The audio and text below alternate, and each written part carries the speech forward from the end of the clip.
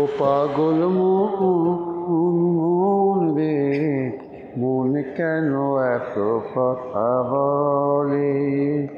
ও পাগল মন রে, মন। আপনি ছাদের মধ্যে ভাবে গান গাচ্ছেন কেন? মন খারাপ, মন ভালো করার লেগে গান গাইতেছি। গান গাইলে মন ভালো হয়, বুঝছেন? তাই মন খারাপ থাকলে যদি গান মন ভালো হয়ে যায়, এইটা কিন্তু আমি আগে জানতাম না।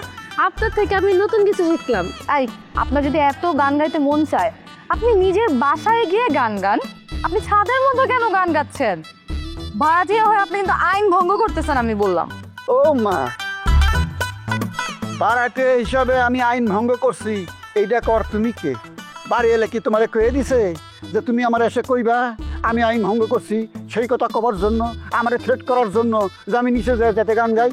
শোনো, বাড়ি এলে এই খোকা বাবুরে অনুমতি দিছে, আমারে অনুমতি দিছে, আমি যখন তখন সাজে এসে গান গামু, দরকার হলে আমি নাচতেও পারি। ও পাগল মন রে, মন কেন এত কথা বলি? না, আপনি এখানে গান গাইতে পারবেন না।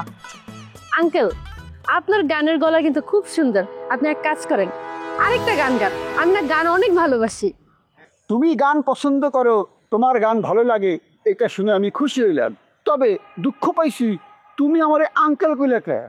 আমি একজন 18 বছর বয়সের যুবক, আমার যৌবন টকবক করতেছে, আমি চিরসবুজ। মানে উনি তো একটা পাগল। পাগলের গান শোনার জন্য অস্থির হয়ে গেছোস? ওয়েট, কাকে কি বলছি আমি?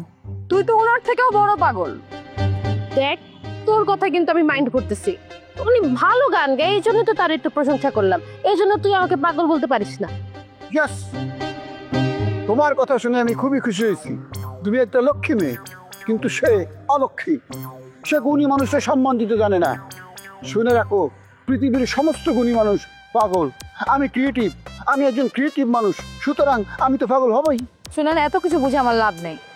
আমার আম্মা বাড়িওয়ালাকে আলটিমেটাম দিছে, 1 মাসের মধ্যে আপনার এই বাড়ি ছেড়ে দিতে হবে। গোড়ার আন্ডা, তোমার আম্মা বাড়ি এলা না যে তোমার আম্মা আলটিমেটাম দিব আর আমি বাড়ি ছাড়বো।